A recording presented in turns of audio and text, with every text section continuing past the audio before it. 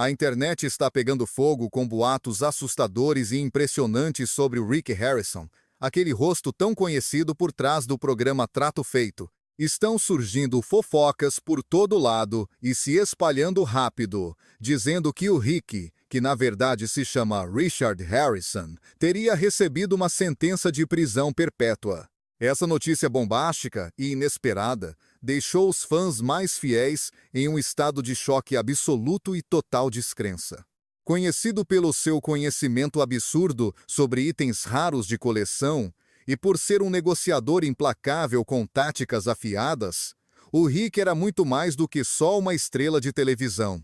Ele era a peça fundamental de uma das casas de penhores mais icônicas de Las Vegas. Ele sempre foi aquela figura que representava confiança, sabedoria e autoridade em um mundo cheio de caos e incertezas. Mas agora toda essa imagem de homem de confiança corre o risco de desmoronar de vez.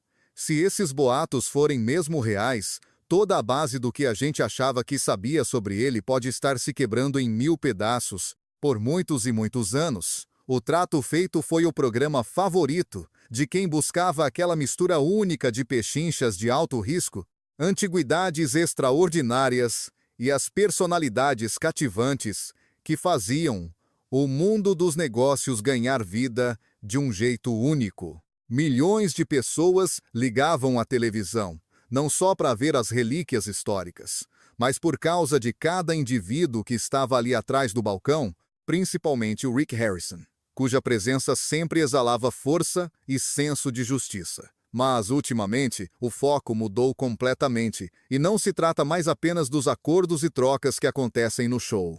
O Rick agora está bem no centro de uma história muito mais obscura, sombria e preocupante do que qualquer um poderia imaginar. Os rumores que cercam a vida dele sugerem que ele pode estar enfrentando consequências jurídicas pesadíssimas e muito sérias, o que pinta um quadro totalmente diferente daquele que nos acostumamos a ver no dia a dia da casa de penhores. O que será que está rolando de verdade nos bastidores dessa história? Será que essas fofocas sobre batalhas pesadas na justiça têm algum fundo de verdade? Precisamos mergulhar fundo em cada detalhe dessa história que não para de crescer para descobrir o que realmente está acontecendo com o Rick Harrison.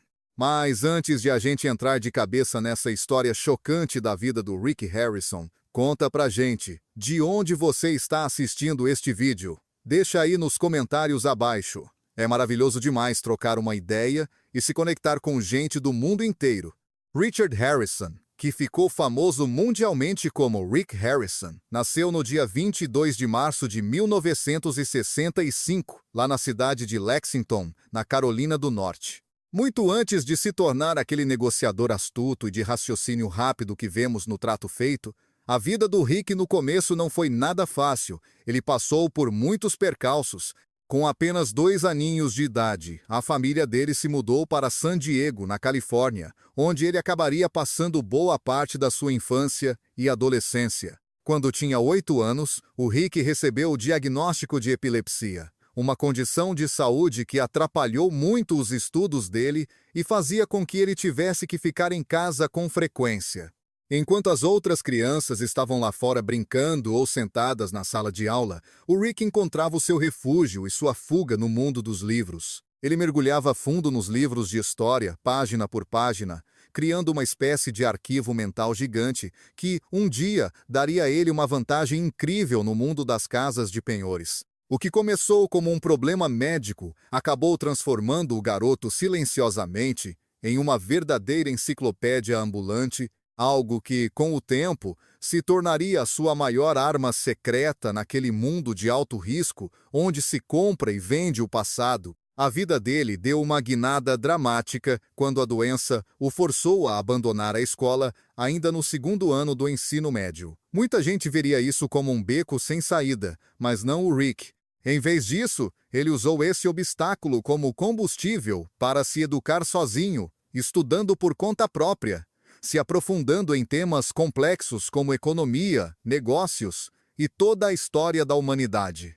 Enquanto o pessoal da idade dele estava na escola, o Rick estava no mundo real, aprendendo tudo lado a lado com o pai, o Richard Benjamin Harrison, que os fãs conhecem carinhosamente como o Velho. Desde muito jovem, o Rick aprendeu todos os segredos de como negociar, como pechinchar e como avaliar o valor real de praticamente qualquer coisa que aparecesse. Essa escola da vida feita na rua deu a ele um olhar clínico e um instinto natural para saber o que é autêntico, habilidades que mais tarde o lançariam ao estrelato e seriam a fundação do seu império. Aos 17 anos, o Rick passou por um momento que mudou sua vida para sempre quando a namorada dele, a Kim, engravidou. Os dois se casaram rapidamente e se tornaram pais bem jovens dos filhos Corey e Adam. Mas, depois de 8 anos de união, o casamento acabou chegando ao fim.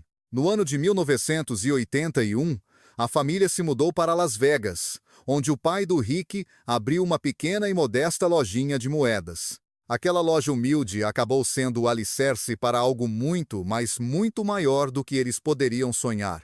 Em 1989, o negócio evoluiu para a famosa Gold and Silver Pawn Shop, uma fachada discreta que um dia ficaria conhecida no mundo inteiro como o coração pulsante do trato feito.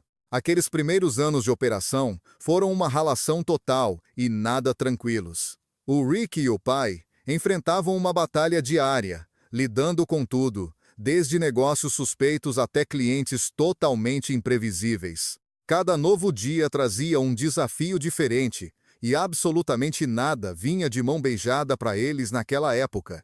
Mas foi no meio desse caos todo que o Rick apurou seu olhar para encontrar tesouros raros e construiu um nome sólido e respeitado em toda Las Vegas. Já sendo um mestre em tudo que envolvia história e itens colecionáveis no início dos anos 2000, ele percebeu que o mundo das casas de penhores era mais do que um negócio. Ele viu que aquilo dava um baita programa de televisão. Ele tentou vender a ideia de transformar o drama diário da sua loja em uma série de TV, mas no início, as grandes emissoras não quiseram apostar na ideia. Mesmo assim, o Rick se recusou a desistir do seu sonho. Depois de anos ouvindo muitos nãos, a sua insistência e persistência finalmente deram resultado. No ano de 2009, deram o sinal verde para o projeto e o trato feito estreou na televisão, mudando a vida de todos da noite para o dia. O programa abriu as cortinas de um mundo que a maioria das pessoas nunca tinha visto de perto, onde relíquias raras, histórias malucas e negociações de tirar o fôlego aconteciam o tempo todo atrás do balcão de uma casa de penhores.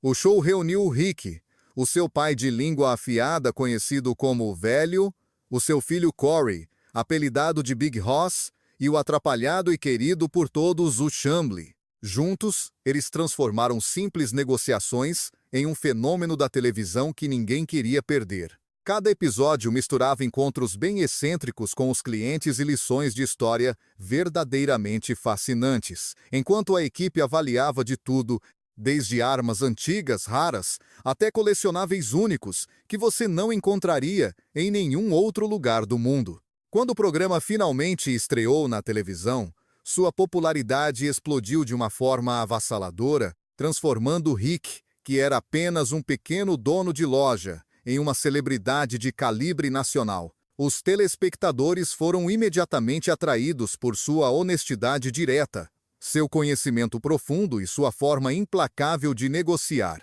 Sua frase, que se tornou uma marca registrada, "O máximo que eu consigo fazer é", virou um bordão da cultura pop, servindo como um sinal claro de que alguém estava prestes a sair da loja com muito menos dinheiro do que esperava. Trato Feito não era apenas uma televisão viciante. O programa era surpreendentemente educativo. Cada negociação vinha acompanhada de uma verdadeira aula de história, mergulhando fundo nas origens por trás dos itens raros e incomuns que as pessoas traziam para a loja.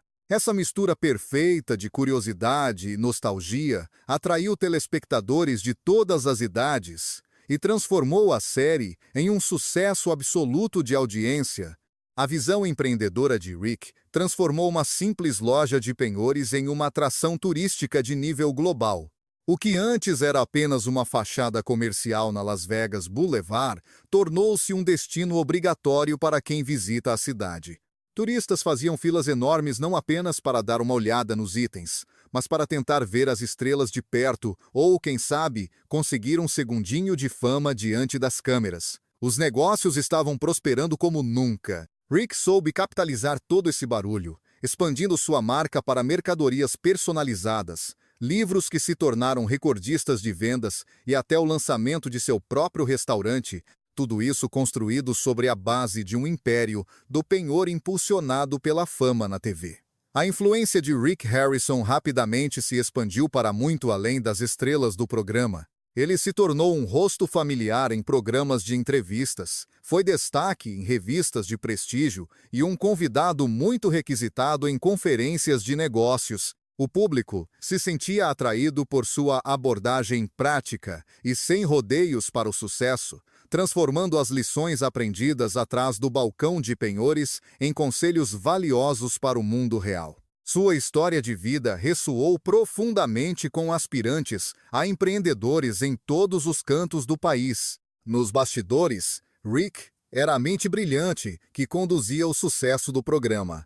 Conhecido por sua mentalidade calma e estratégica, ele frequentemente intervinha para guiar os movimentos impulsivos de Corey ou para controlar o comportamento selvagem e imprevisível de Chun-Li. Sua liderança não era de aparecer ou se exibir. Ela era firme, inteligente e extremamente decisiva. O que torna a jornada de Rick ainda mais fascinante é o ponto de onde ele começou. Ele abandonou a escola ainda na adolescência enquanto lutava contra sérias crises de epilepsia. Mas em vez de deixar que a doença o definisse, ele trabalhou duro e construiu um império. De uma pequena loja em Las Vegas para a fama mundial, Rick não apenas encontrou o sucesso, ele o criou do zero. E embora as estrelas do penhor possam evoluir e mudar com o tempo, uma coisa permanece muito clara. Rick Harrison é o verdadeiro coração do programa. Ele é a força que transformou uma simples loja de penhores em um fenômeno cultural sem precedentes. E em uma escala de 1 a 10, o quanto você acha inspiradora a jornada de Rick Harrison, saindo da escola precocemente para construir um império, mesmo enfrentando a epilepsia? Compartilhe seus pensamentos com a gente e nos conte nos comentários abaixo por que você se sente dessa maneira. A conexão de Rick Harrison com seu pai, Richard, o Old Man, ia muito além dos simples laços familiares de sangue. Era uma parceria construída com muita garra, lealdade e uma visão compartilhada, moldada por décadas de trabalho duro atrás do balcão da loja de penhores.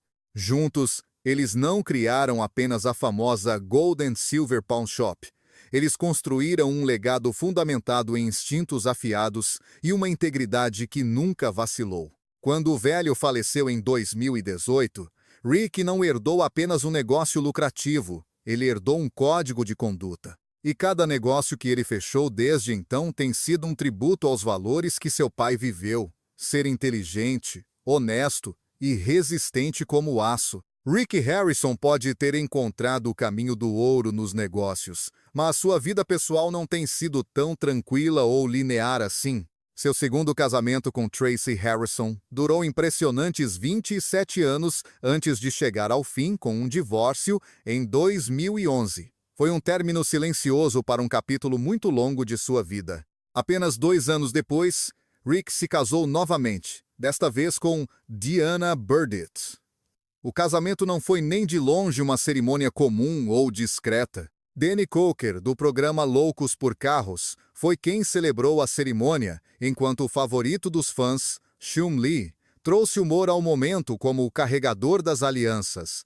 Foi algo chamativo, divertido e com a cara de Las Vegas. Mas mesmo com todo esse charme, a busca de Rick por um amor duradouro teve sua parcela considerável de obstáculos no caminho. Rick Harrison não parou apenas na fama conquistada no reality show. Ele transformou todo aquele sucesso em um império que não para de crescer.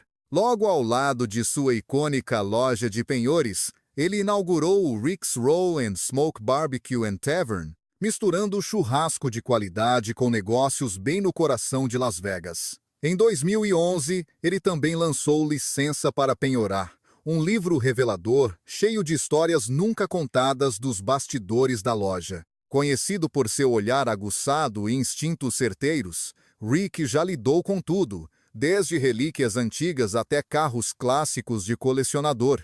No entanto, o que realmente o diferencia é a sua humildade e disposição em admitir quando não sabe algo. Ele chama especialistas regularmente, não por fraqueza, mas porque homens de negócios inteligentes sabem exatamente quando é a hora de ouvir quem entende mais. Rick uma vez se deu muito bem com um achado surpreendente: um anel do Super Bowl de 2001 dos New England Patriots, arrematado por apenas $2.600.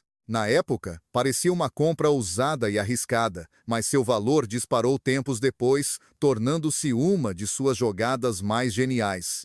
Ainda mais impressionante foi a sua aquisição de moedas de ouro espanholas, recuperadas de um naufrágio histórico, ocorrido no ano de 1715. Aquilo não foi apenas um acordo comercial. Revelou sua profunda fascinação por tesouros perdidos e pedaços esquecidos da história da humanidade. Apesar de todo esse sucesso, a vida de Rick deu uma guinada repentina e totalmente inesperada em 2023, quando ele se viu no centro de uma investigação federal. O evento deixou chocados tanto seus fãs quanto seu círculo mais íntimo.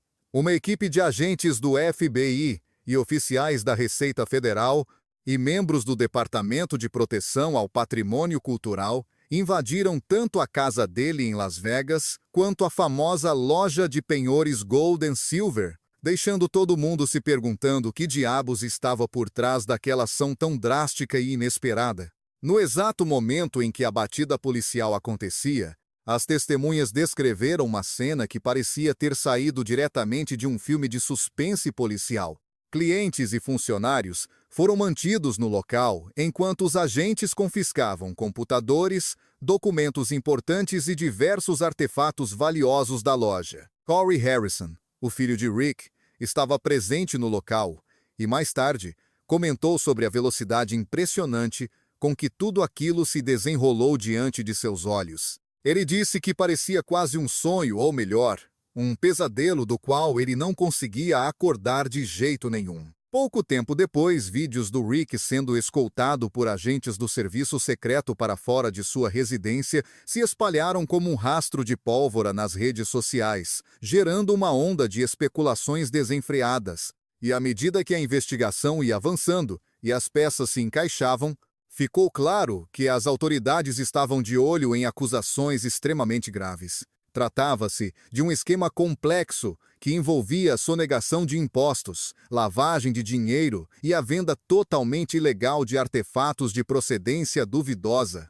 A investigação minuciosa foi desencadeada por transações bancárias suspeitas e denúncias feitas por antigos parceiros de negócios que decidiram abrir o jogo. Apesar de toda a pressão e do julgamento pesado do público, que não parava de crescer a cada minuto, Rick manteve uma postura firme e composta, continuando a tocar os seus negócios enquanto esperava que a investigação finalmente esclarecesse toda a verdade dos fatos. Independentemente de todos esses desafios e turbulências, o Rick Harrison conseguiu, sem sombra de dúvidas, consolidar o seu lugar como uma das figuras mais influentes de toda a história dos reality shows. A sua transformação de um garoto reservado e apaixonado por livros em um empresário astuto e uma lenda do programa Trato Feito diz muito sobre a sua resiliência, sua habilidade inata e sua incrível capacidade de adaptação. Após a repercussão da batida policial, o canal de televisão decidiu interromper imediatamente a produção de Trato Feito, emitindo apenas um comunicado breve, dizendo que estava acompanhando a situação de perto e que só tomaria uma decisão sobre os próximos passos assim que mais informações concretas viessem à tona. Enquanto isso, as portas da loja de penhores Gold and Silver continuaram abertas para o público. Embora o movimento tenha sofrido um baque considerável por causa de todo o drama jurídico em torno do Rick, a equipe dele foi rápida em declarar sua total inocência, insistindo que tudo não passava de um grande mal-entendido que seria resolvido muito em breve. O seu advogado de defesa, David Marshall, que é um jurista muito conhecido em Las Vegas, por já ter defendido diversas outras celebridades de renome, Afirmou com total confiança que o Rick sempre operou os seus negócios com transparência e em conformidade absoluta com as leis vigentes. Mas conforme a investigação ganhava corpo, detalhes perturbadores e sombrios começaram a aparecer. As autoridades alegam possuir provas que sugerem que o Rick orquestrou um esquema para, de forma totalmente deliberada, desvalorizar artefatos históricos com o objetivo de diminuir a sua carga tributária, enquanto os vendia secretamente pelo seu verdadeiro valor de mercado. Os investigadores foram além e alegaram que o Rick utilizava intermediários para adquirir itens que haviam sido roubados, incluindo documentos de grande importância histórica e artefatos raríssimos que pertenciam anteriormente a museus conceituados e colecionadores particulares. Registros do tribunal revelaram mais tarde que toda a investigação começou depois que um ex-funcionário do Rick decidiu que era hora de vir a público e contar tudo o que sabia. Essa pessoa afirmou ter estado diretamente envolvida na aquisição de muitos daqueles itens valiosos e forneceu informações detalhadas sobre um sistema de contabilidade privado e secreto usado para registrar transações sensíveis que o Rick queria manter longe dos livros oficiais da empresa. Rick foi preso logo em seguida, mas acabou sendo solto sob fiança apenas um dia depois e teve que encarar o tribunal de forma muito rápida. Ele foi formalmente acusado de uma série de crimes pesadíssimos que incluíam sonegação fiscal, lavagem de dinheiro, receptação de propriedade roubada e conspiração para a compra ilegal de artefatos históricos. Embora o advogado David Marshall continuasse batendo na tecla da inocência de seu cliente, a pressão vinda da promotoria só fazia aumentar a cada novo depoimento colhido. O julgamento se arrastou por quase um ano inteiro, mantendo um fluxo constante de evidências que eram cada vez mais comprometedoras para a defesa. No começo de tudo, o Rick negou veementemente todas as acusações, mantendo-se firme na sua declaração de total inocência perante o júri.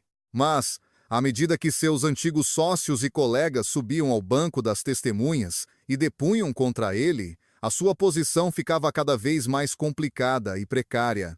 A promotoria apresentou uma montanha de registros financeiros, comunicações criptografadas que antes eram mantidas em segredo absoluto e depoimentos de ex-funcionários que juraram que o Rick os instruía pessoalmente a alterar os registros para esconder grandes transações ilícitas. Uma das provas mais contundentes e prejudiciais foi uma série de mensagens trocadas entre o Rick e um fornecedor que ainda não foi identificado pelas autoridades. Nessas mensagens, o Rick supostamente discutia métodos para apagar a procedência de um documento do século XVIII, que os investigadores acreditam ter sido furtado do arquivo de uma universidade. Em uma outra conversa, ele teria planejado um esquema para burlar as exigências de declaração de pagamentos em dinheiro vivo que envolviam quantias substanciais. Durante todo o decorrer do julgamento, o Rick não se deixou abater e manteve sua postura característica,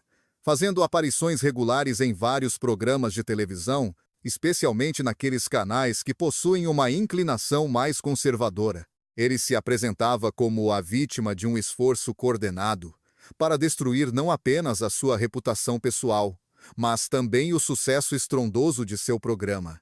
Trato Feito. Seus apoiadores se uniram em torno dele, criando hashtags como Liberdade para o Rick e organizando protestos barulhentos do lado de fora do tribunal para expressar toda a frustração com a maneira como o caso estava sendo conduzido. Contudo, para muita gente, a queda de Rick Harrison foi um golpe absolutamente chocante e difícil de processar.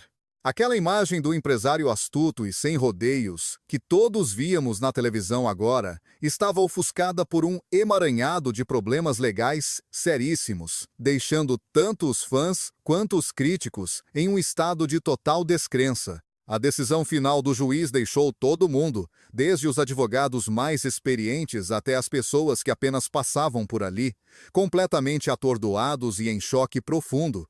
No momento em que o veredito foi lido em voz alta, o tribunal mergulhou em um silêncio pesado, quase sufocante, enquanto todos tentavam entender o que aconteceria a seguir. Durante todo o julgamento, o Rick quase não demonstrou nenhuma emoção, mas, naquele exato momento, ele ficou visivelmente pálido e chocado. O seu filho, Corey, abaixou a cabeça e cobriu o rosto com as mãos, enquanto Chumley, seu amigo de longa data, saiu apressado da sala em meio a lágrimas. Alguns observadores mais atentos comentaram que a sentença pareceu extremamente severa, especialmente se levarmos em conta a natureza das acusações apresentadas. No entanto, o juiz fez questão de enfatizar que aquilo era muito mais do que apenas uma questão envolvendo simples crimes financeiros. Tratava-se, na verdade, de uma penalidade pelos danos irreparáveis que o Rick causou a tesouros culturais e históricos de valor inestimável para a humanidade.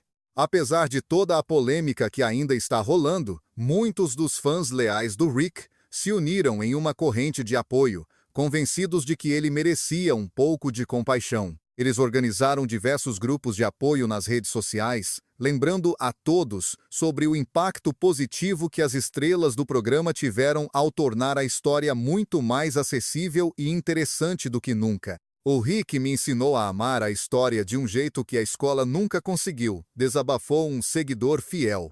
Um fã expressou o seguinte sentimento: agora é a nossa vez de mostrar para ele que não esquecemos de todo o bem que ele já fez por nós.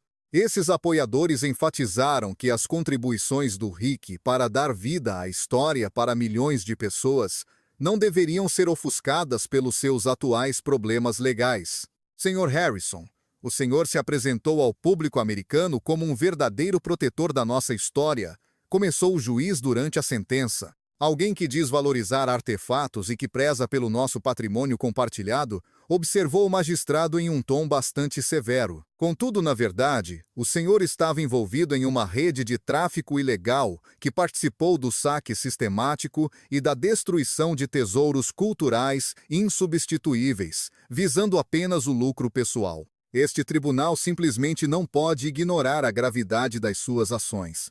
As palavras do juiz ecoaram por toda a sala de audiências, trazendo um silêncio pesado ao ambiente, selando de vez o destino de Rick Harrison e colocando um ponto final na carreira lendária dessa figura tão querida do mundo da televisão. Imediatamente após o veredito final ser anunciado, a equipe jurídica do Rick entrou com um pedido de apelação urgente. Eles argumentaram que a sentença foi excessivamente dura e que violou os seus direitos civis, dada a natureza totalmente não violenta do crime cometido. Eles também tentaram fazer com que o Rick fosse libertado sob fiança enquanto o recurso era processado, mas esse pedido foi negado de forma imediata e rápida. A imagem chocante do Rick sendo escoltado para fora do tribunal algemado dominou rapidamente as capas dos jornais e os feeds das redes sociais. A opinião do público se dividiu de forma drástica e os debates ficaram bastante acalorados na internet. Muitos dos fãs devotos do Rick continuaram céticos, suspeitando que havia muito mais por trás desse caso do que os olhos podiam ver, acreditando que ele virou um bode expiatório para problemas maiores. Enquanto isso, historiadores e especialistas em patrimônio cultural elogiaram a sentença rigorosa, vendo-a como um passo vital no combate ao tráfico ilegal de itens históricos preciosos. Em resposta ao veredito que deixou o país em choque, a base de fãs do Rick se uniu em peso. Eles lançaram a campanha Corações pelo Harrison, reunindo mais de 100 mil assinaturas para exigir uma reavaliação imediata da sentença proferida. Nós não negamos que o Rick possa ter cometido um erro, mas essa sentença não representa a justiça de verdade, afirmou Melissa Jenkins. Isso parece mais uma vingança, argumentou a organizadora da campanha. Uma sentença de prisão perpétua para um crime não violento é simplesmente injusta e desproporcional. Nós pedimos encarecidamente que todos assinem a petição ou façam uma doação para o Fundo de Defesa Jurídica do Rick. Cada oração, cada mensagem de apoio e cada pequena contribuição pode ajudar a garantir que ele tenha uma chance justa, disse Corey Harrison, o filho do Rick, falando com muita emoção. O meu pai pode até ter cometido erros, mas ele não merecia morrer na prisão. Ele merece, no mínimo, uma chance de consertar as coisas e se redimir. Enquanto isso, a emissora não perdeu tempo em se distanciar completamente do Rick para evitar maiores prejuízos à marca, cancelando oficialmente o programa e removendo todas as reprises da sua grade de programação. Em um comunicado, a rede expressou uma profunda decepção com as atitudes do apresentador, enfatizando seu compromisso inabalável com a preservação e o respeito ao patrimônio cultural em escala global. Antes uma figura extremamente amada na televisão, Rick Harrison agora encara uma realidade inteiramente diferente e cheia de dificuldades. Uma nova vida dominada por polêmicas, batalhas judiciais exaustivas e incertezas constantes. Você acredita que os problemas legais do Rick Harrison são apenas um grande mal-entendido? Ou você acha que tem muito mais coisa escondida nessa história? Comenta com um sim se você acha que ele é inocente ou um não se acredita que as acusações são verdadeiras. Queremos muito saber a sua opinião sincera sobre o caso, então conta pra gente aqui embaixo nos comentários. Antes de todos esses problemas com a justiça, o Rick Harrison era uma figura muito influente, não só na TV, mas também como um empresário que expandiu seus negócios muito além da loja de penhores. O seu espírito empreendedor o levou a inaugurar uma série de restaurantes e bares badalados em Las Vegas, com planos para abrir novas unidades até o ano de 2026. Apesar do enorme estrago que o escândalo causou à sua imagem pública, as conquistas empresariais do Rick e o seu legado na indústria são simplesmente impossíveis de serem ignorados. No momento atual, o Corey Harrison assumiu as rédeas e passou a gerenciar a famosa loja de penhores inteiramente sozinho. Embora os negócios tenham sofrido um baque inicial logo após o escândalo estourar, a loja continua sendo um ponto turístico muito frequentado em Las Vegas. Para tentar reconstruir a confiança do público, o Corey focou em mudar a imagem da marca, priorizando a transparência total em absolutamente todas as transações efetuadas. Além disso, ele está firmando parcerias com museus e instituições de ensino para promover práticas de colecionismo que sejam éticas e responsáveis. Em uma entrevista muito emocionante concedida 6 meses após a condenação do Rick, o seu filho Corey resolveu abrir o jogo. O Corey compartilhou as dificuldades imensas de manter o negócio da família funcionando enquanto enfrenta as sérias questões levantadas durante todo o julgamento. Nós implementamos processos de verificação extremamente rigorosos para cada única compra que é feita aqui, explicou Corey de maneira muito séria. O que aconteceu foi um erro terrível. E nós estamos totalmente comprometidos em fazer parte da solução, e não do problema. O Austin Chumley Russell, que sempre viu o Rick como um verdadeiro pai e mentor, também acabou expressando um turbilhão de emoções conflitantes sobre tudo isso. Eu aprendi demais com os princípios de negócios sólidos do Rick, lições que eu vou levar comigo para o resto da minha vida, desabafou o Chumley durante uma entrevista franca em um podcast. Mas eu tive que encarar a realidade de que existia um lado dele que eu simplesmente não via, ou talvez eu só não quisesse enxergar de verdade. Para a família Harrison, agora o foco mudou completamente para apoiar o Rick em seu recurso judicial, enquanto trabalham incansavelmente para limpar a reputação da loja de penhores e garantir o seu futuro. A decisão do Corey de assumir o comando dos negócios pegou muita gente de surpresa, especialmente por causa da sua fama de ser alguém impulsivo no programa Trato Feito. No entanto, seu faro apurado para os negócios provou que ele é mais do que capaz de carregar o legado da família. As mensagens de apoio dos fãs têm sido como um verdadeiro bote salva-vidas para o meu pai, revelou Corey em um comunicado recente para a imprensa. Ele revelou que faz questão de ler pessoalmente cada carta que recebe e que se sente muito mais forte com toda essa demonstração de fé na família Harrison. No meio de toda essa confusão, a família organizou vigílias aos domingos, bem na frente da loja de penhores, onde os fãs mais leais se reúnem para demonstrar todo o seu carinho e apoio ao Rick. Para aqueles que não podem comparecer pessoalmente, a família incentiva o envio de cartas, cartões ou até fotos de seus momentos favoritos do programa que guardam com carinho. Esses pequenos gestos fazem uma diferença gigantesca para um homem que está enfrentando o momento mais sombrio da sua vida, explicou o Corey com a voz embargada. Apesar de todos os desafios, ele continua confiante de que a famosa loja de penhores de ouro e prata vai conseguir resistir a tudo isso. Meu pai me ensinou absolutamente tudo sobre este negócio, ele ressaltou. Os valores sólidos que ele me passou são o alicerce sobre o qual estou construindo tudo agora. Nós cometemos alguns erros bem grandes, é verdade. Mas essa loja faz parte da história de Las Vegas há mais de 30 anos, e eu estou determinado a garantir que ela prospere por pelo menos mais 30. A jornada de Rick Harrison tem sido nada menos que impressionante e cheia de altos e baixos. De um humilde corretor de penhores a um empresário de sucesso, ícone dos reality shows, e agora, um detento condenado, sua transformação drástica serve como um lembrete poderoso de quão rápido a sorte pode mudar para qualquer um, especialmente sob o brilho implacável e muitas vezes cruel da fama mundial. Críticos culturais fizeram comparações entre a queda do Rick e uma tragédia de Shakespeare, onde um homem profundamente imerso na história acaba transformando os próprios artefatos que antes valorizava em ferramentas para sua própria ruína. Sua história se transformou em um conto de advertência sombrio, ilustrando os perigos do sucesso e a linha tênue que separa jogadas de mestre nos negócios de atividades criminosas.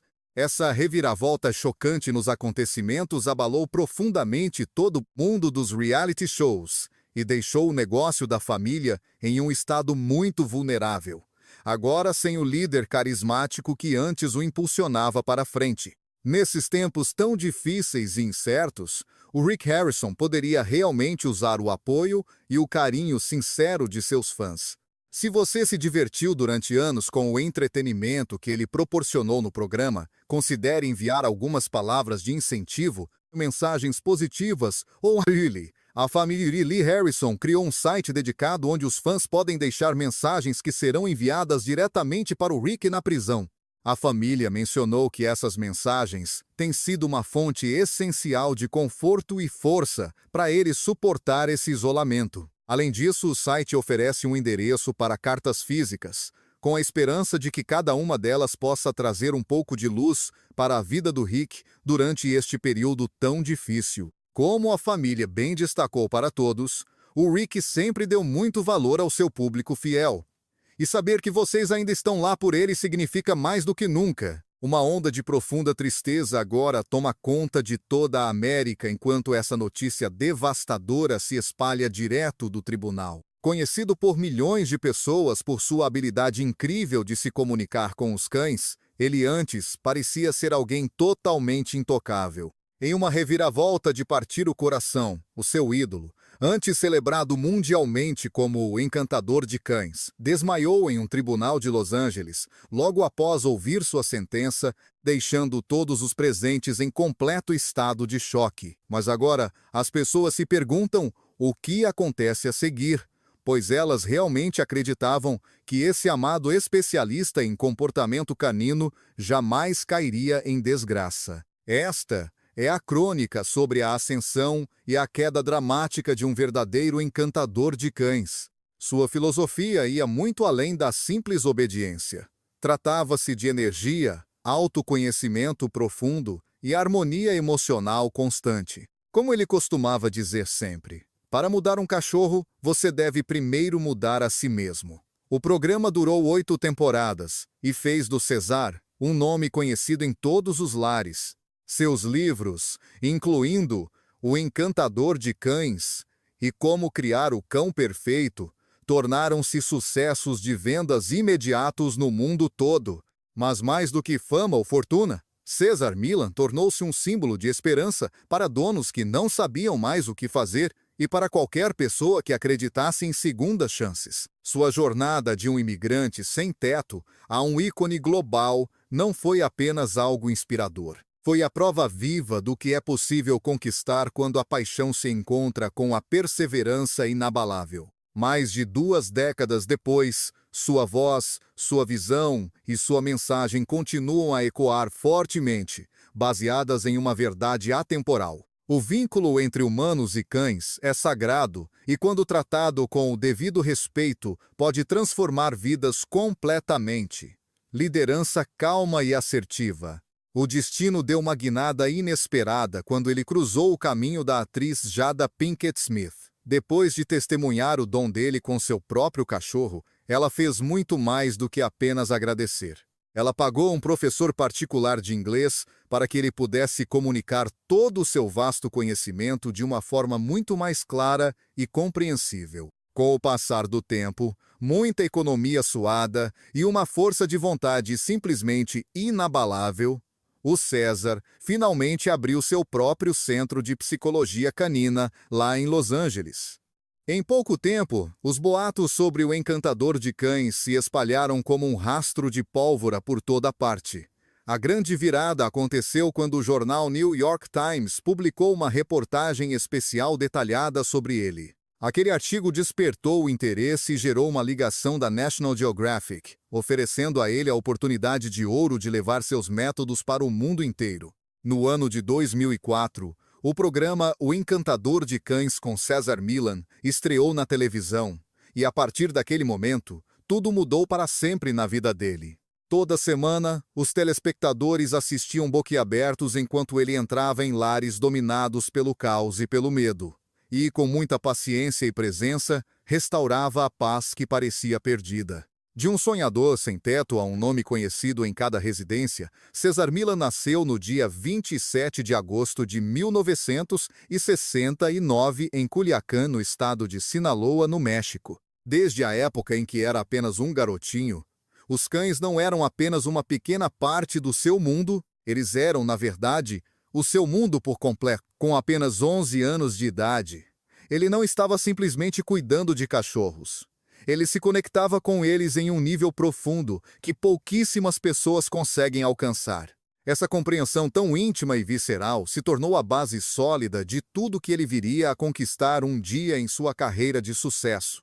Aos 21 anos, movido por um sonho grande demais para ser ignorado, César atravessou a fronteira para os Estados Unidos em 1990, totalmente determinado a construir uma vida muito melhor para si. Mas a cidade de Los Angeles não o recebeu exatamente de braços abertos. Ele chegou sem nenhum dinheiro no bolso, sem falar uma palavra de inglês e sem qualquer rede de proteção ou segurança. Por um período, ele chegou a dormir nas ruas, sobrevivendo um dia de cada vez. Ele lavou carros, passeou com cães e deu banho em animais, fazia o que fosse preciso para conseguir se manter vivo e seguir em frente. Mas mesmo naqueles momentos mais sombrios e difíceis de sua jornada, o seu foco nunca fraquejou nem por um único segundo sequer. Ele observava, ouvia, aprendia e estudava minuciosamente a forma como os cães se moviam e como reagiam à energia humana, começando lentamente a moldar o seu método que viria a ser sua marca registrada. No entanto, à medida que a ciência por trás do comportamento animal avançava, a maré de sorte começou a virar contra ele. Críticos, especialistas em comportamento veterinário, defensores do bem-estar animal e até mesmo ex-clientes decepcionados começaram a se manifestar fortemente contra suas práticas. Novas pesquisas desafiaram a eficácia e a ética do treinamento baseado em dominância, lançando uma sombra densa sobre os métodos de Millan que antes eram venerados por quase todos. O caso contra Millan começou a ganhar força há quase um ano. Impulsionado por denúncias anônimas que questionavam seriamente a ética por trás de seus métodos controversos de treinamento. O que começou como uma simples averiguação em suas instalações, rapidamente se transformou em uma investigação muito mais profunda, sombria e complexa do que se imaginava. Agentes federais afirmam que acabaram encontrando um rastro de má conduta financeira ligada aos empreendimentos globais de Millan e também à sua fundação de caridade oficial. De acordo com os promotores do caso, o famoso adestrador de cães estava bem no centro de uma rede de intrigas extremamente complicada, importando ilegalmente animais exóticos para demonstrações ao vivo, e sonegando impostos em suas operações internacionais de larga escala, além de desviar fundos que deveriam ser destinados ao resgate de animais carentes. Para milhões de pessoas ao redor do globo, Cesar Millan não era apenas um simples adestrador. Ele era uma verdadeira lenda viva, com sua presença calma e uma habilidade quase mística de domar até os cães mais agressivos. Ele se tornou uma celebridade mundial através de sua longa série na National Geographic. Os telespectadores ficavam hipnotizados enquanto ele transformava o caos absoluto em harmonia, guiando tanto os animais quanto seus donos desesperados em direção ao equilíbrio total. Por um período de quase 20 anos, Cesar Millan foi o maior símbolo global do adestramento canino. Seu programa de televisão de grande sucesso alcançou públicos em mais de 80 países diferentes ao redor do mundo. Seus livros, que foram recordes de vendas, voavam das prateleiras das livrarias e suas técnicas foram adotadas por donos de cães em todos os cantos do planeta. Ele pregava uma filosofia de energia calma e assertiva, defendendo com unhas e dentes a ideia do ser humano como o líder da matilha, uma abordagem que não trouxe apenas fama mundial para ele. Transformou-o em um multimilionário, com uma fortuna pessoal estimada em mais de 25 milhões de dólares. A imagem que as autoridades pintaram no processo não era apenas a de um homem quebrando regras, mas a de uma celebridade que usava sua fama como um escudo, vivendo como se a lei simplesmente não se aplicasse a ele. No entanto, a acusação mais pesada e condenável de todas, e aquela que selou o destino de Millan com uma sentença de prisão perpétua, concentrou-se em alegações de que seu centro de psicologia canina teria contribuído, mesmo que sem saber, para a morte de vários cães profundamente traumatizados.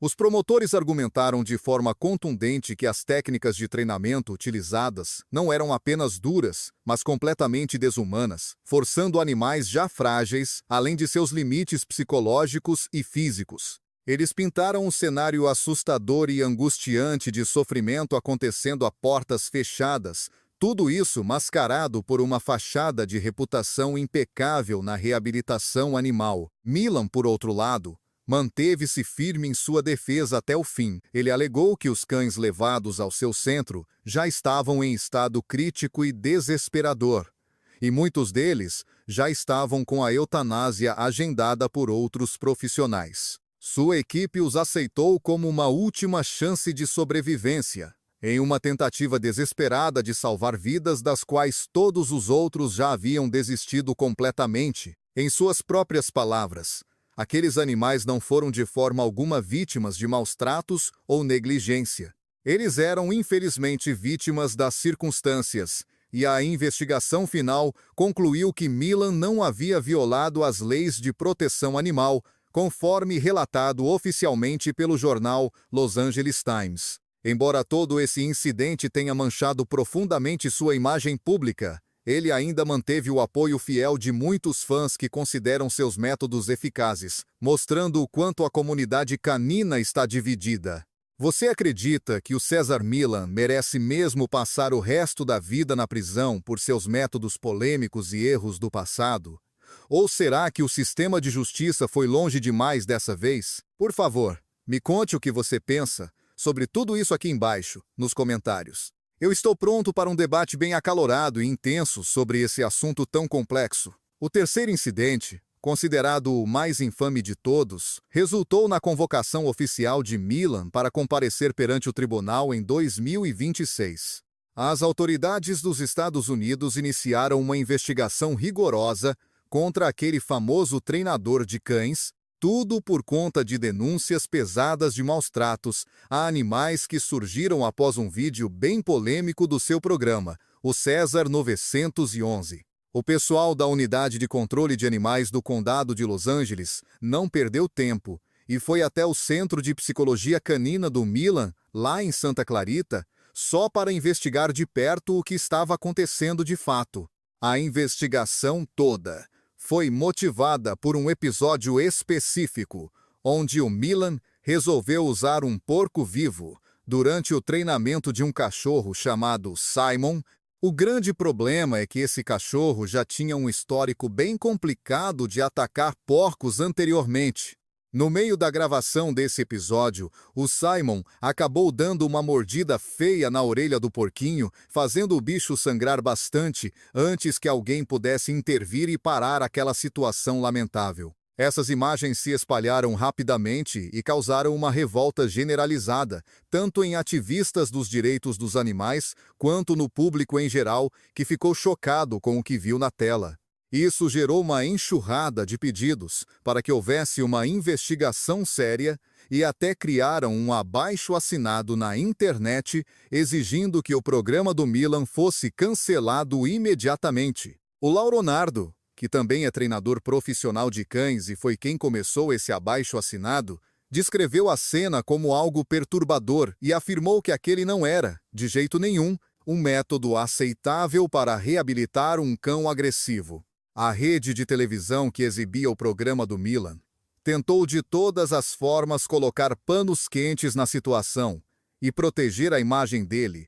Eles saíram em defesa do treinador, afirmando com todas as letras que o César Milan dedicou a vida inteira a ajudar os bichos e que criou um ambiente totalmente controlado e seguro no seu centro para lidar com cães problemáticos como o Simon. Disseram ainda que o porquinho que levou a mordida recebeu atendimento médico na hora e se recuperou rapidinho, sem carregar nenhum tipo de trauma psicológico daquele encontro tenso. No entanto, a verdade é que a história não parou por aí e as coisas começaram a esquentar de verdade. A investigação seguiu em frente, e mesmo com a defesa pesada sobre os métodos do Milan feita pelos seus apoiadores e pela emissora, os investigadores foram atrás de mais informações e analisaram cada detalhe das provas com muito cuidado. Depois de olharem tudo minuciosamente, as autoridades chegaram à conclusão de que havia motivos de sobra para indiciar o César Milan por crueldade contra animais.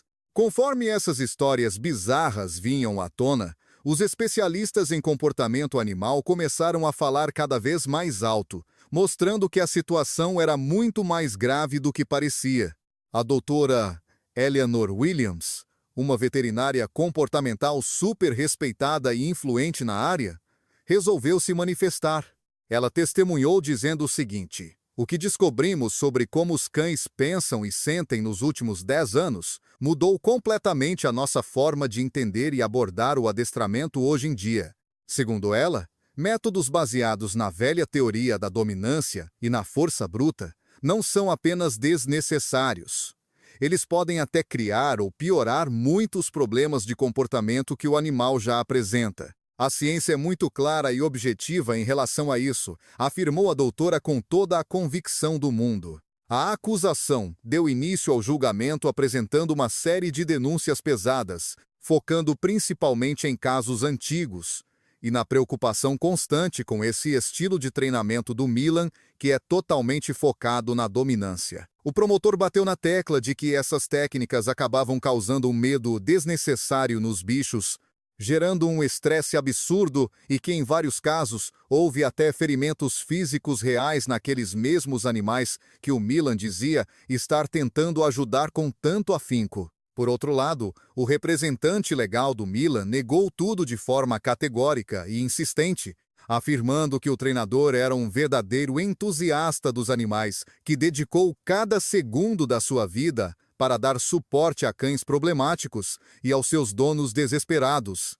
O advogado argumentou que, embora os métodos dele pudessem ser um tanto controversos para algumas pessoas, o objetivo final era sempre buscar o bem-estar e a felicidade completa dos bichinhos. Era uma briga feia entre controvérsia, tribunal e um legado dividido entre quem o via como herói ou como vilão.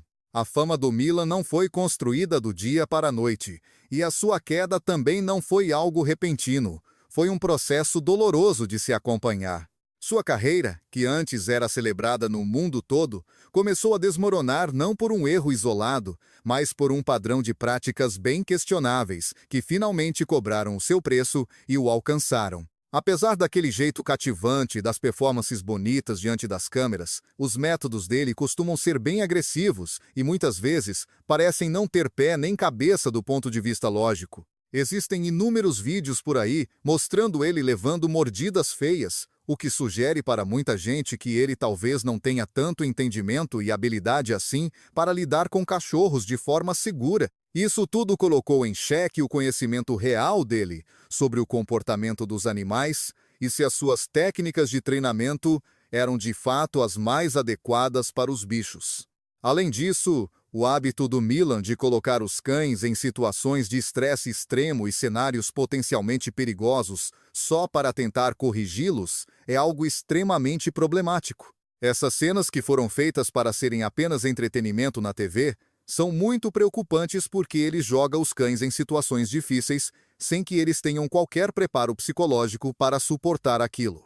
Expor o animal a esse nível de estresse pode acabar piorando muito o medo e a instabilidade emocional dele a longo prazo, o que indica que o foco dele parece ser muito mais em criar um drama para ganhar audiência do que realmente em ajudar os pobres animais que estão sofrendo. Muitas organizações de bem-estar animal e veterinários profissionais de renome criticaram duramente essa abordagem agressiva. Eles argumentam que focar tanto na dominância através de métodos como correções bruscas na guia pode deixar os cães apavorados e sob um estado de estresse constante e perigoso.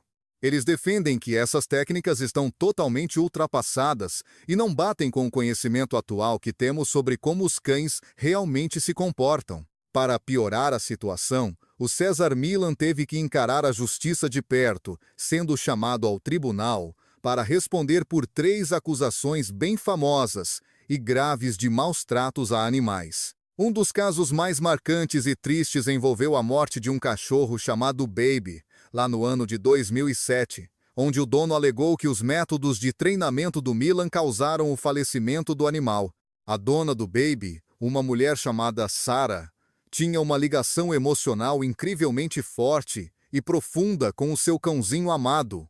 Aquele pequeno bulldog francês, conhecido por ter aqueles olhos enormes e um jeito todo brincalhão, tinha trazido uma alegria imensa e um carinho sem tamanho para a vida dela desde que foi adotado de um abrigo 3 anos antes da tragédia. Mas, recentemente, o Baby tinha começado a ficar muito ansioso e a latir demais, principalmente perto de pessoas estranhas. Desesperada para encontrar uma solução que ajudasse o seu amiguinho, a Sarah procurou o César Millan, acreditando piamente que ele era o especialista mais qualificado que existia no mercado. Naquela época, em 2007, o César Millan estava no topo absoluto da sua popularidade com o seu famoso programa O Encantador de Cães. A Sarah, depois de ter assistido a cada um dos episódios, ficou completamente hipnotizada por aquela habilidade incrível que ele parecia ter de se conectar e recuperar cães totalmente problemáticos. No fundo do seu coração, ela acreditava piamente que ele era a única pessoa no mundo capaz de ajudar a pequena Baby a vencer as suas ansiedades e recuperar aquela alegria de viver que tinha antes. Tomada por uma esperança renovada, a Sarah entrou em contato com o centro de treinamento do Milan e acabou agendando uma sessão particular para sua cadelinha. Esse treinamento tão esperado aconteceu em uma área externa bem ampla, lá mesmo nas instalações do centro comandado pelo Milan. A Sarah sentiu um frio na barriga e uma certa pontada de medo ao observar o César se aproximando da Baby para começar o trabalho. O jeito dele não era nada gentil ou carinhoso. Na verdade, ele exalava um ar de extrema confiança e autoridade, algo totalmente diferente de qualquer outro adestrador de cães que ela já tivesse conhecido na vida. A sessão começou com o César dando instruções claras para Sarah se afastar um pouco, enquanto ele mesmo levava a Baby para dar uma volta sozinho. A Sarah ficou ali apenas observando, com uma mistura de curiosidade e um aperto no peito, enquanto o César começava a aplicar as técnicas que ela já tinha visto tantas vezes no programa dele, o que incluía aqueles sons de T bem altos e curtos, puxões secos na coleira e uma linguagem corporal muito firme e assertiva. No começo, a Baby pareceu meio confusa, mas não demorou muito para que a ansiedade dela ficasse ainda mais intensa e visível. A cachorrinha tentou recuar de todo jeito, com os olhinhos arregalados de puro pavor, enquanto o César continuava a exercer aquela pressão constante sobre ela. A Sarah sentiu um desconforto enorme no peito, mas tentava se acalmar pensando que o César era o especialista e que, com certeza, ele sabia muito bem o que estava fazendo ali. Só que, conforme a sessão ia avançando, a Baby começou a arfar de um jeito muito. Em um exercício bem específico, o César tentou de qualquer jeito forçar a cadelinha Baby a se aproximar de um estranho que estava parado ali a alguns metros de distância. A Baby reagiu na mesma hora, latindo de forma muito agressiva e tentando fugir desesperadamente. Mas o César manteve a guia totalmente esticada, impedindo que ela conseguisse recuar ou se proteger. Depois de uma sequência bem pesada de exercícios intensos, a pobre Baby acabou desmaiando. A Sarah correu imediatamente para perto dela, gritando desesperada pelo nome da sua cachorrinha. O César logo se aproximou para ajudar, mas infelizmente já era tarde demais. Aquela pequena bulldog francesa da Sarah estava ali, deitadinha e imóvel, sem dar mais nenhum sinal de respiração. A Sarah ficou com o coração completamente despedaçado. As lágrimas corriam sem parar pelo seu rosto enquanto ela segurava o corpinho sem vida da Baby bem apertado em seus braços. O luto e uma raiva profunda tomaram conta dela. Ela tinha depositado toda a sua confiança no César Millan, acreditando de verdade que ele ajudaria sua cachorra. Mas em vez disso, ela sentiu que aqueles métodos de treinamento tão agressivos acabaram levando à morte da Baby. Até o dia de hoje, a Sarah continua absolutamente convencida de que o César Millan carrega toda a responsabilidade pela partida precoce da Baby. De forma parecida, o caso da cadela Leia, lá no ano de 2010, chamou muito a atenção de todos quando o animal morreu após sofrer uma convulsão terrível durante as gravações. Embora os donos tenham, no começo de tudo, questionado seriamente as técnicas de treinamento utilizadas pelo Millan, exames médicos feitos depois revelaram que a morte foi causada por epilepsia, uma condição que ela já tinha e que não tinha nada a ver com as ações do Millan, segundo informações da revista People. Mesmo assim, incidentes tristes como esses só serviram para alimentar ainda mais o ceticismo do público sobre a real segurança de seus métodos de trabalho, especialmente quando ele estava lidando com animais que já apresentavam algum tipo de problema de saúde mais sério. A polêmica chegou ao seu ponto máximo no ano de 2014, quando um vídeo do programa O Encantador de Cães viralizou na internet, mostrando ele usando a técnica do rolamento alfa em um pastor alemão chamado Daddy, o que gerou várias acusações graves de maus-tratos a animais. Nas imagens chocantes do vídeo, o Millan imobiliza o cão Daddy contra o chão com força, segurando o animal de costas para tentar afirmar sua dominância, enquanto o cachorro parecia estar morrendo de medo e lutava muito para tentar se soltar. Diversos telespectadores e grupos de direitos dos animais, incluindo até mesmo a Sociedade Veterinária Americana de Comportamento Animal, criticaram duramente essa ação, chamando-a de violenta e afirmando que isso poderia causar um estresse enorme e muito medo nos cães, além de ser algo totalmente contra o entendimento moderno que temos sobre o comportamento canino. Em resposta a tudo isso, o próprio Millan veio a público defender as suas ações e métodos, declarando que o Daddy era um cachorro extremamente agressivo com um histórico longo de ataques e que o tal rolamento alfa era necessário para controlar e garantir a segurança tanto do cão quanto de todas as pessoas ao redor. Ele fez questão de enfatizar que esse método era baseado puramente em sua experiência prática para estabelecer liderança e que o comportamento do Daddy melhorou muito depois do treinamento, permitindo que ele vivesse em paz com sua família.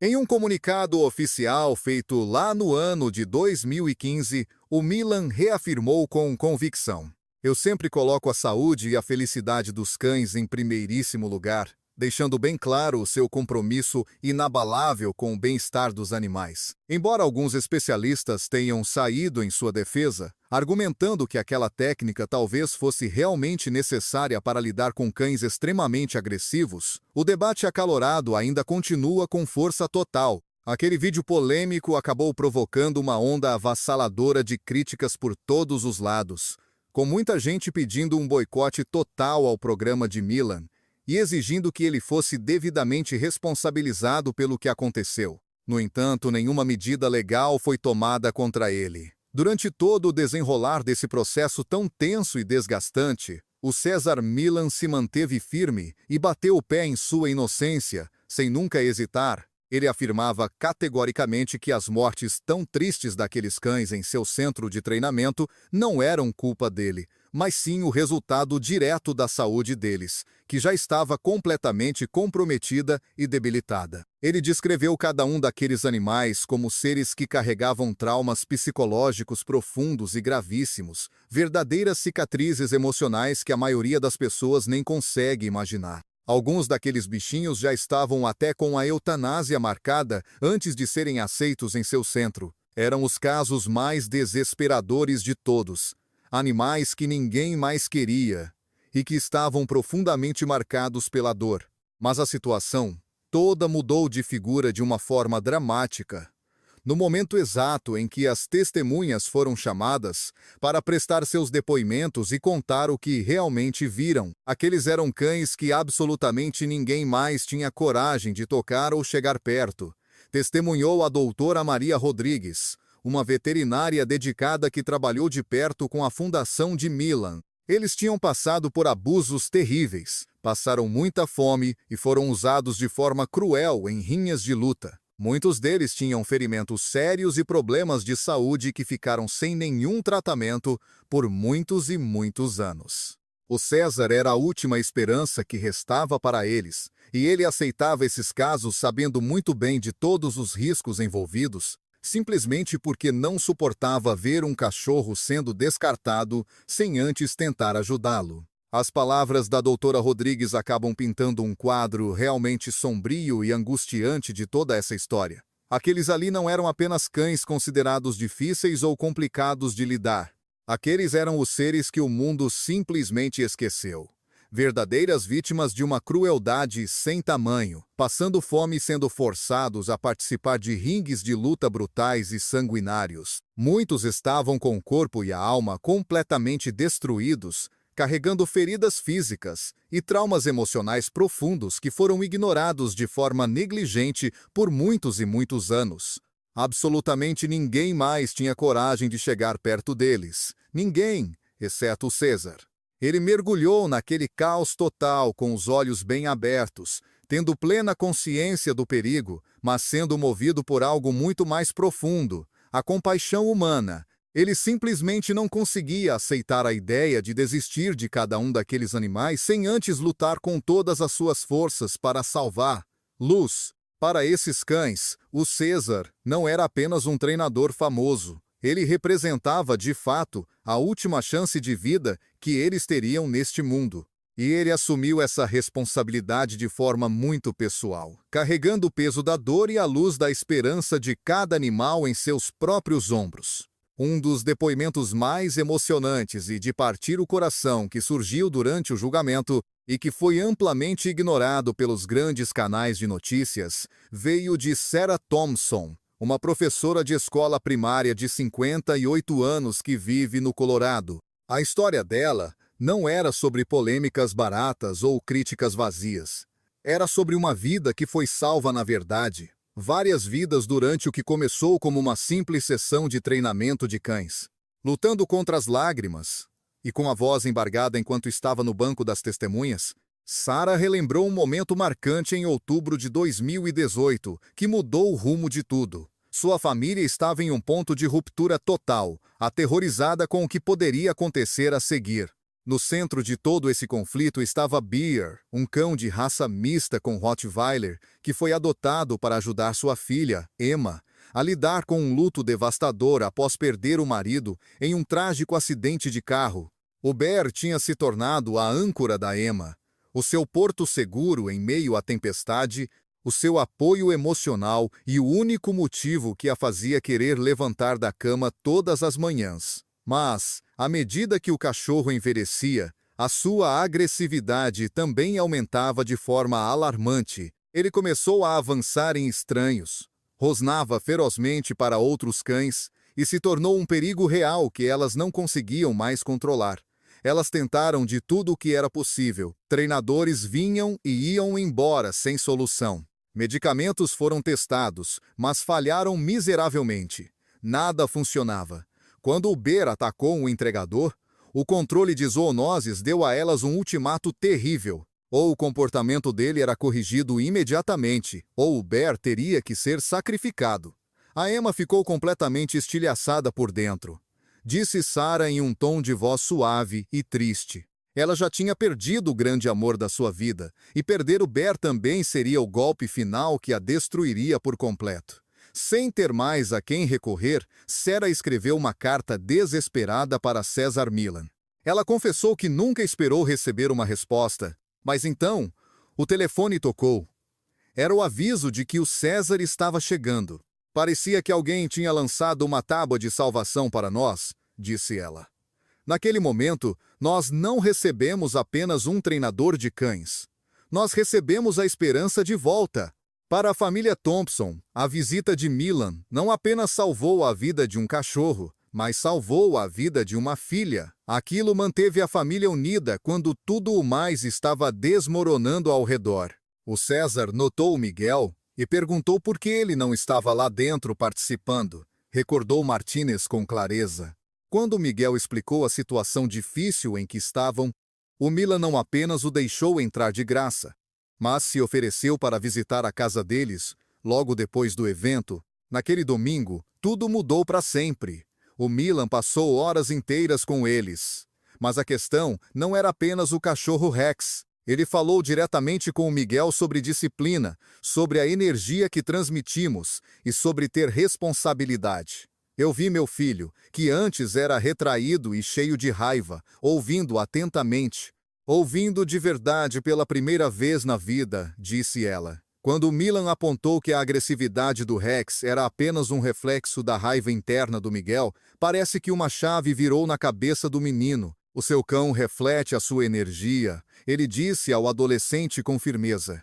Quando você está com raiva, ele sente que precisa te proteger de tudo. Quando você está calmo, ele também consegue ficar em paz. O Miguel começou a acordar cedo todos os dias para treinar o Rex, seguindo à risca toda a estrutura e rotina que o Millan ensinou. Ele voltou para a escola. Suas notas melhoraram de forma impressionante. Ele deixou para trás as amizades ruins e o ambiente de gangues. Mais tarde, o Millan ofereceu a ele um emprego de verão. Aquele emprego se tornou o seu futuro profissional. Hoje, o Miguel dirige um centro de reabilitação para cães abandonados e atua como mentor para jovens em situação de risco, ajudando garotos que são exatamente como ele um dia foi. Dezenas de famílias já foram tocadas pelo trabalho maravilhoso do Miguel, disse Martínez.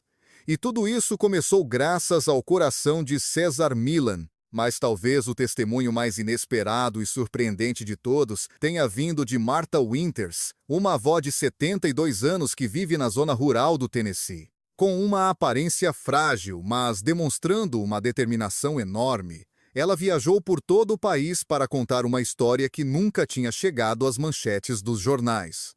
Eu moro sozinha em uma cabana isolada, bem no coração das montanhas fumegantes, começou ela. Depois que o seu marido faleceu, os filhos imploraram para que ela se mudasse, mas ela decidiu ficar. Seus únicos companheiros eram 3 cães de resgate, Bella, Max e Cooper. Em um mês de fevereiro, durante uma nevasca extremamente forte, a energia elétrica da casa acabou. A noite estava caindo rapidamente. O seu gerador simplesmente não ligava. Ela estava presa, sozinha, em um frio congelante e mortal. Através da tempestade de neve, ela viu que um carro tinha derrapado e caído em uma vala na sua entrada. Dentro do veículo estava Cesar Millan, que tinha se perdido no caminho para uma palestra. Ele conseguiu abrir caminho pela neve pesada, encontrou a senhora tremendo de frio e entrou em ação imediatamente, sem pensar 2 vezes. Sem energia ou sinal de telefone, o Millan tomou a frente da situação. Foi até o celeiro e conseguiu acender uma fogueira para aquecer. Luz. Ele reuniu suprimentos, montou um abrigo improvisado usando feno e usou o calor do corpo dos próprios cães para manter-la aquecida durante a noite terrível. Ele conversou comigo a noite inteirinha, disse Winter, limpando as lágrimas que insistiam em cair.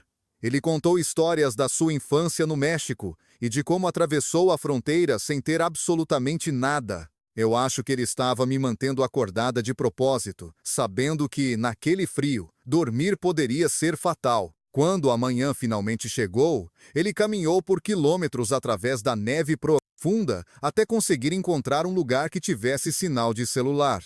O socorro chegou logo em seguida.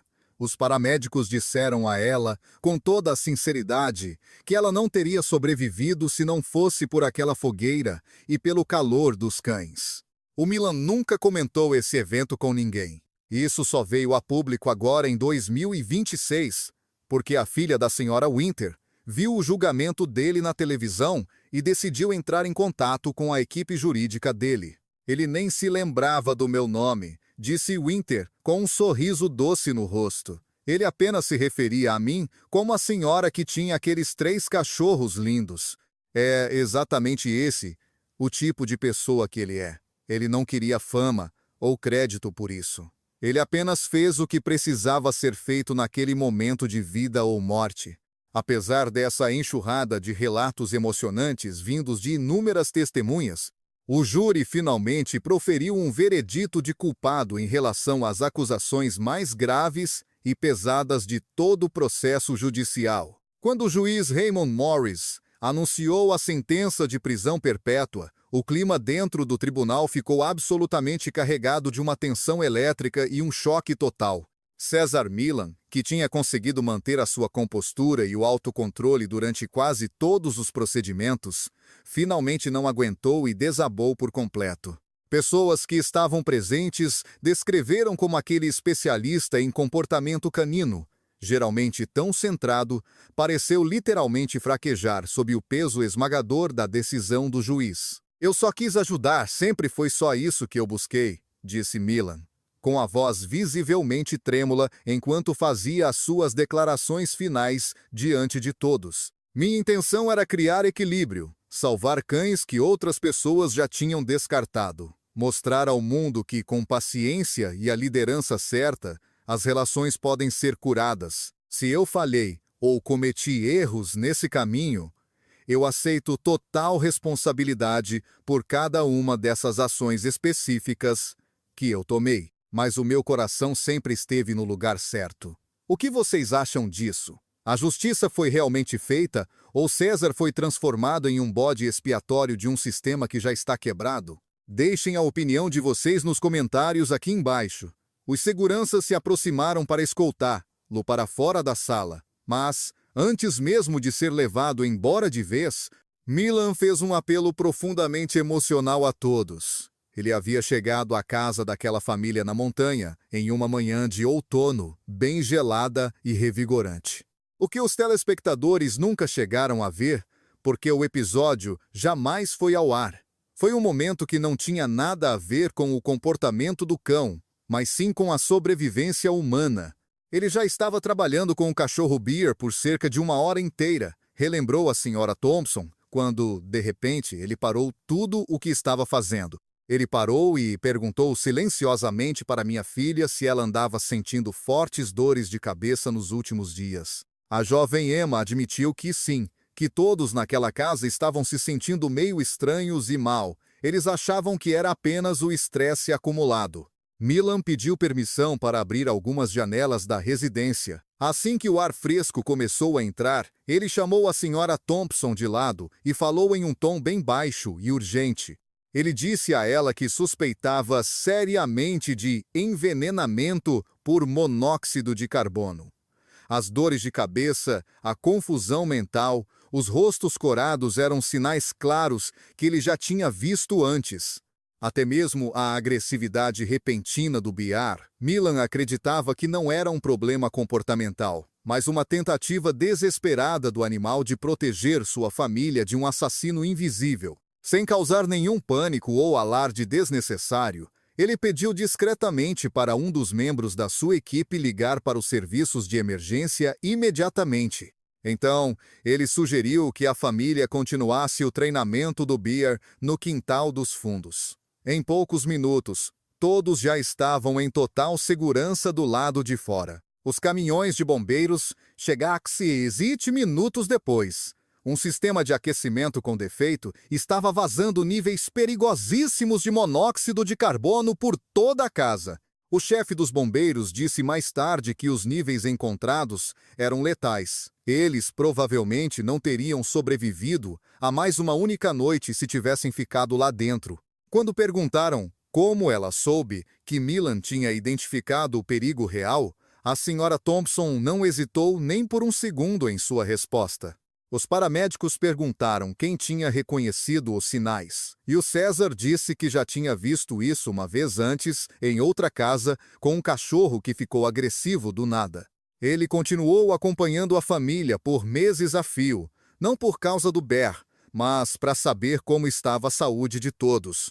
O comportamento do cachorro melhorou drasticamente assim que o gás sumiu. Com a mão firme e a paciência de Milan, os problemas restantes foram todos resolvidos através de um treinamento adequado e focado no equilíbrio. Hoje em dia, o Bear é um cão de terapia maravilhoso, que trabalha com crianças que têm dificuldade para ler. Ele é calmo, focado e muito gentil. Cesar Milan não salvou apenas o nosso cachorro, disse Thompson com a voz embargada. Ele salvou a vida da minha filha, dos meus netos e a minha também. Ele é uma pessoa incrível que apareceu no momento certo. Ele enxergou o que ninguém mais viu, agiu sem querer aparecer e foi embora sem buscar crédito algum por isso.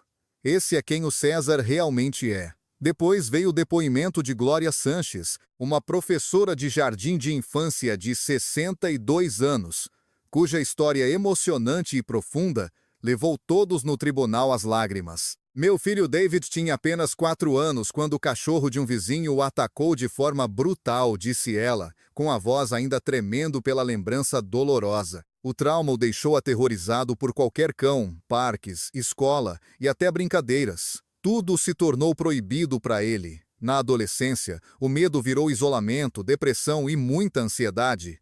A terapia tradicional ajudava muito pouco naquele caso. A família estava perdendo as esperanças por completo. Até que, em uma noite, eles assistiram ao programa do Cesar. Alguma coisa naquele jeito calmo, seguro e intuitivo dele lidar com os animais capturou a atenção do David de um jeito especial. Pela primeira vez em anos, ele mostrou interesse em vez de pavor absoluto.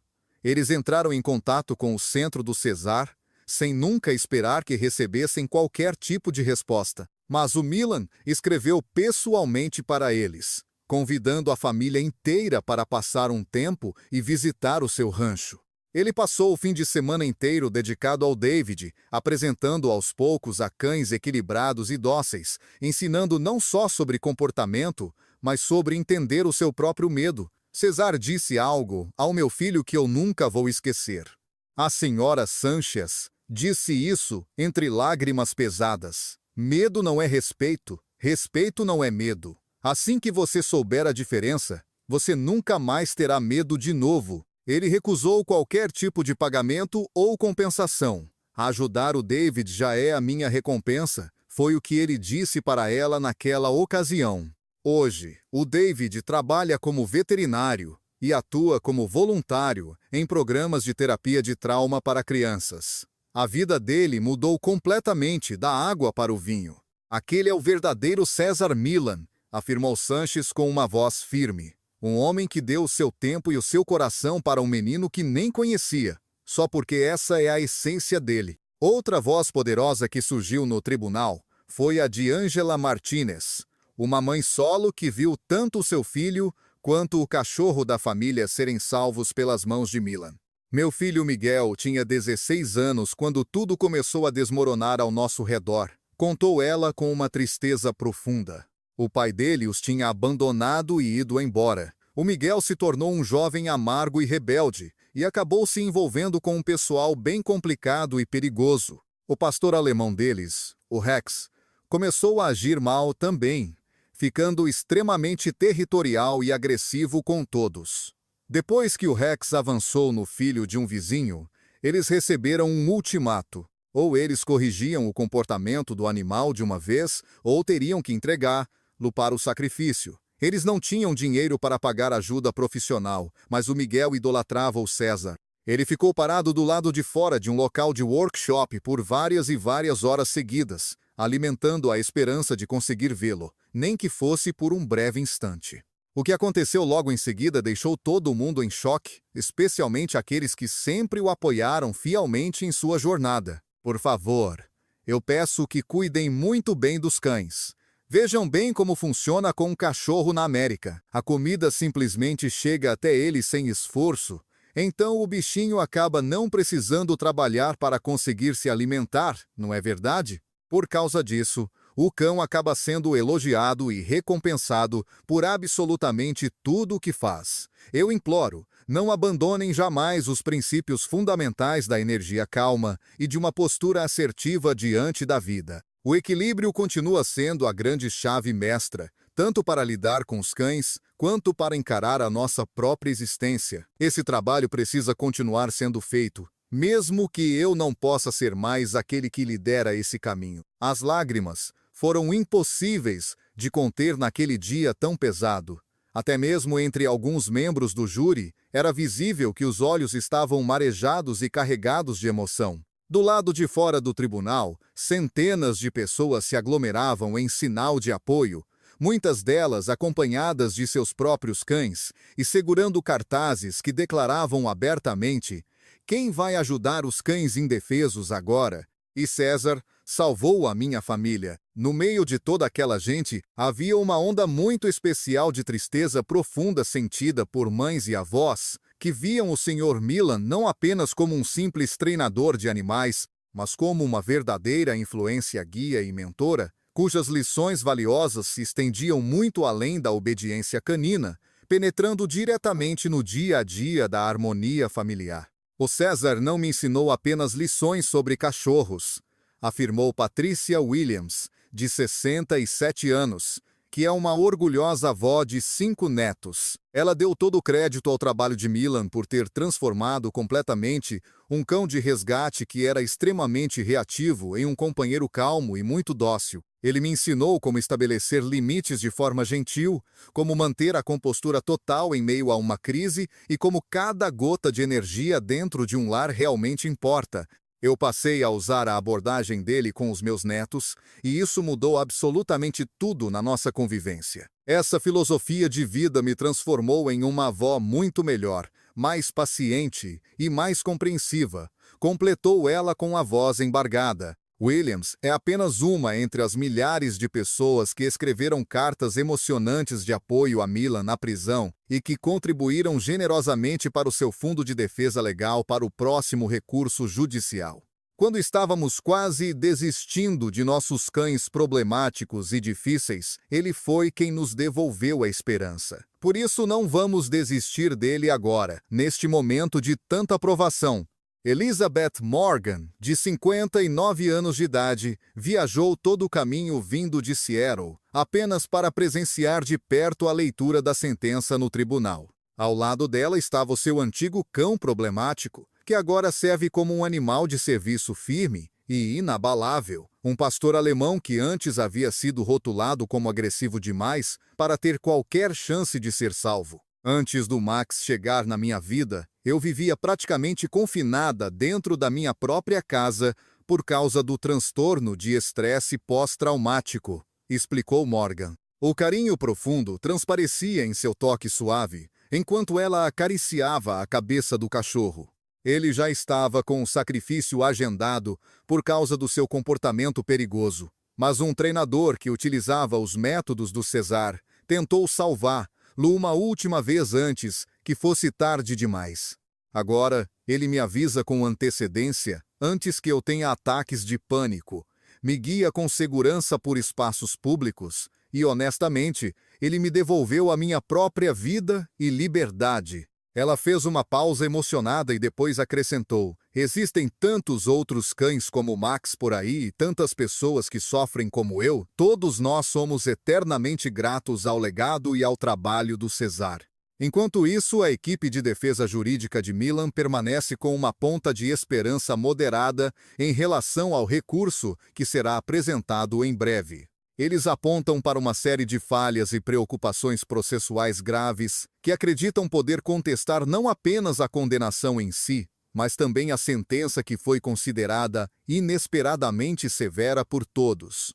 Uma sentença de prisão perpétua por acusações que não envolvem violência e que estão relacionadas apenas a métodos de treinamento é algo que vai muito além do excessivo, insistiu a advogada principal, Rebecca Martinez. Nós mantemos a convicção na inocência do Sr. Milan quanto às acusações mais graves e estamos convencidos de que o Tribunal de Apelações reconhecerá os problemas legais significativos deste caso neste ano de 2026. Através de uma carta profundamente tocante que foi divulgada publicamente por sua família, Milan expressou toda a sua imensa gratidão pelo incentivo contínuo que tem recebido e reafirmou o seu compromisso inabalável com a missão de sua vida, mesmo estando agora atrás das grades. O meu corpo físico pode estar confinado neste espaço limitado agora, mas o meu espírito permanece totalmente dedicado à missão de criar equilíbrio e harmonia verdadeira entre os seres humanos e os seus cães. Todos os dias, eu recebo inúmeras cartas descrevendo vidas que foram transformadas e cães que foram resgatados do abismo graças aos princípios que tive a bênção de compartilhar com o mundo. Essas mensagens carinhosas são o combustível que me mantém firme. Por favor, eu peço que continuem com esta missão de reabilitação e de oferecer segundas chances. Nosso trabalho sempre foi sobre algo muito maior do que apenas treinar animais. Sempre foi sobre abrir os corações, as mentes e os nossos lares para os animais que tanto precisam de nós e do nosso amor. Esse trabalho sagrado precisa seguir em frente com força total, com ou sem a minha presença física aqui fora. Seus apoiadores, agora mais unidos do que nunca em sua determinação, prometeram levar o seu legado adiante, enquanto continuam buscando justiça para o homem que os ensinou a permanecer calmos e assertivos, mesmo diante das tempestades mais ferozes da vida. Em conclusão, este caso absolutamente chocante dos problemas legais de Rick Harrison deixou muitas pessoas se questionando sobre onde termina a fama e onde começa a queda livre para a ruína.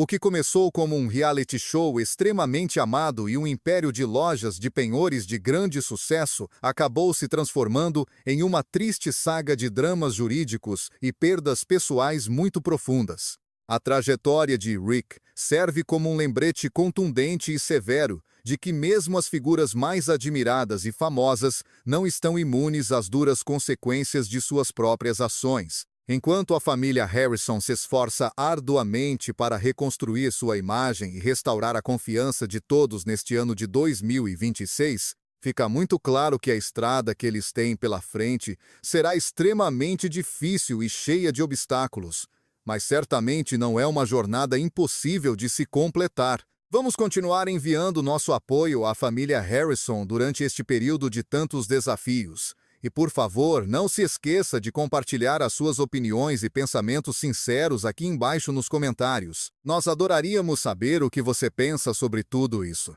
Muito obrigado por dedicar um pouco do seu tempo precioso para assistir a este vídeo informativo até o final.